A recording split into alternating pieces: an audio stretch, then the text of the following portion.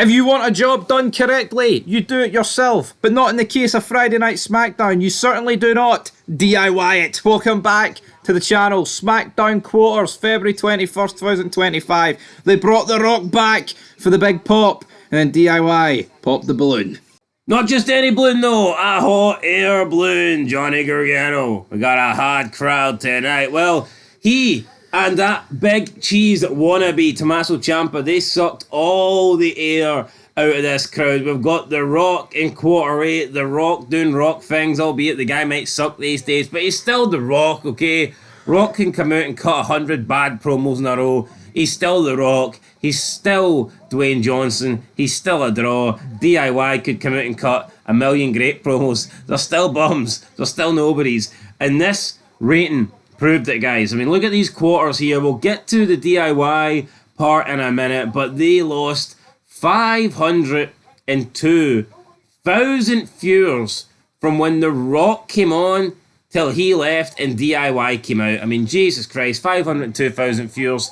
That's insane. That's more than some of the people that watch Dynamite altogether. No, it's a crazy number, but you know what? As you said, we'll get to it later. I could explode on DIY. But that's for quarter 8, 9 and 10. But see, right? These are the kind of numbers, though. Remember when The Rock came back like about a year ago and he interrupted Jinder Mahal? Yep. There was like a 700,000 drop-off from The Rock to the next thing. And that's how good The Rock is. And you need to be following The Rock with somebody good. Yep. You can't have The Rock leave and then the very next people we see live on the show be DIY. Yeah, and that's what happened. No, you're right. We're not even talking... We didn't go from The Rock to, like, backstage to like the Bloodline and Paul Heyman or something like that, or we went from The Rock to like some stupid fucking commercial to DIY straight away. Yeah, like if you want to maintain a rating, like I think the first 7 quarters they were pretty consistent, probably due to the fact people thought they were getting, well, we knew we were getting The Rock. If you thought The Rock with John Cena or Roman Reigns or something, The Rock should have been the main event. He should have been. Because you just know, see, this just proves, and here, look, I mean, arguably, if The Rock's in the final, like, if he's in the main event, you could say people aren't going to stay around for the 3rd hour. First of all, I think they would. Second of all, The Rock took up the entire 9th quarter, and that's 15 minutes after 10. That's 15 minutes into the 3rd hour, and it barely lost any viewers. So people were willing to stick around to see The Rock. So I think that if you had The Rock in the main event, I still think the rating would have been good, and you wouldn't have had that massive drop-off either. No. But you know what? When you go for The Rock to DIY, what do you expect? Right, we'll get to it later on. I'm ready to go on them, but we have to go in quarter 1, alright? 8 o'clock, date 15. Cody Rhodes, Nick Aldis, backstage angle. Joe Testori here. Drew McIntyre versus Jimmy through Pip ads. We began at 1.759 million and 677,000 people in the 18 to 49. Yeah, that key demo that Meltzer doesn't really brag about anymore. I mean, he only brags about it when AEW does well in it. Which is sad. Whatever. Should never brag about it, it's shite. Yeah, quarter 2, 8:15 to 8:38. Drew McIntyre versus Jimmy Uso. Post-match with Solo Sikoa, Jimmy, Jacob Fatu, and Tama Tonga. Then we get an Elimination Chamber video. This went up 7% to 1.879, and it went up 9% in the key demo to 740. We then go backstage, quarter 3. We have R-Truth, Carmelo Hayes, The Miz. Then we get LA Knight and R-Truth versus The Miz and Carmelo Hayes. This got a 1% loss, down to 1.867 million, and the key demo pretty much stayed the same. Quarter 4, continuation of this tag team match with outside interference in post-match with Nakamura. This went down 2%. Honestly, kind of surprised this didn't lose more, got to be honest. Yeah, I mean, it lasts for half an hour, yeah, man. That's just wrong. These 4 guys and then Nakamura, obviously. There's no reason for this little, you know, this little, like, passageway of whatever of the show to last that long. No, you can actually see, right? The Naomi against Liv Morgan match was over in about 10 seconds, but they gave this half an hour and blamed it on The Rock.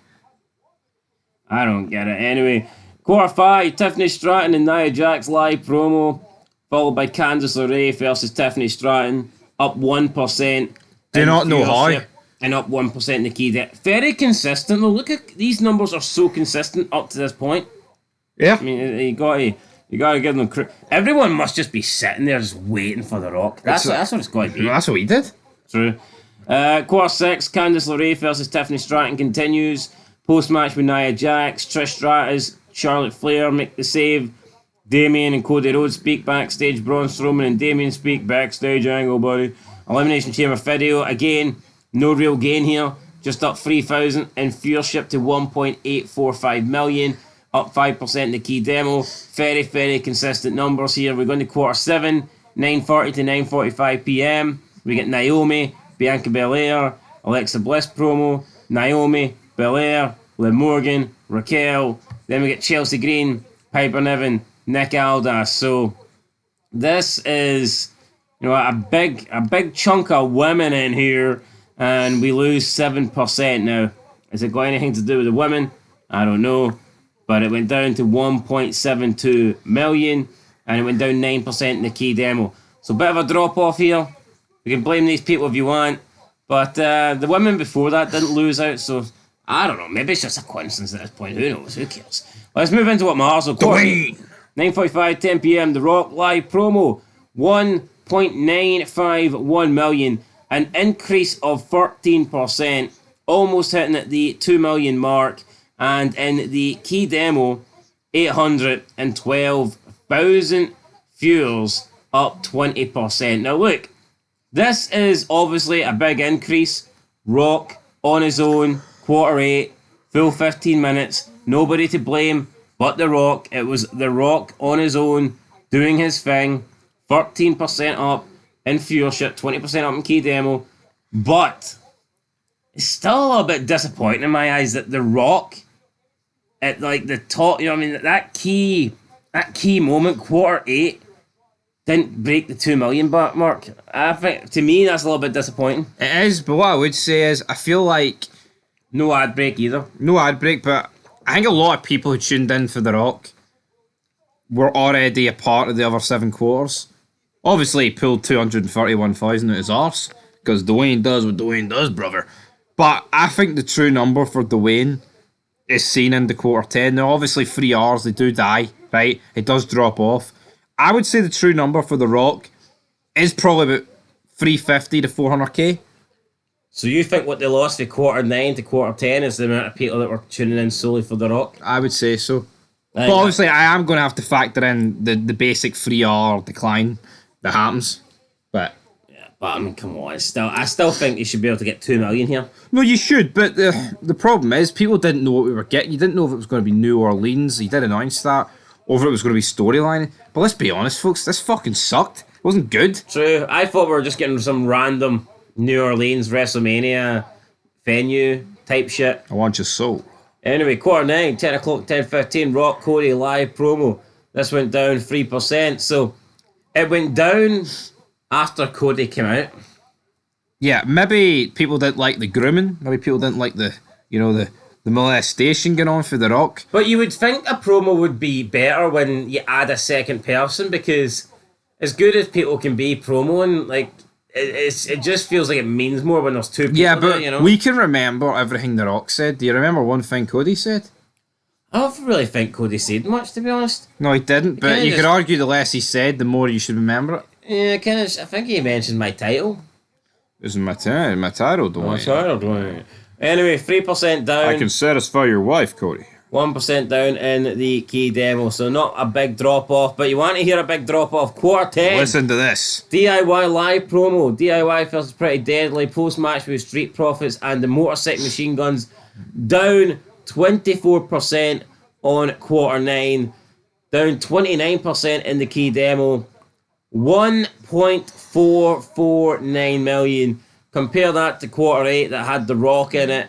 1.951 million. So we are talking 502,000 viewers lost from The Rock coming out to DIY being the very next person to appear after The Rock.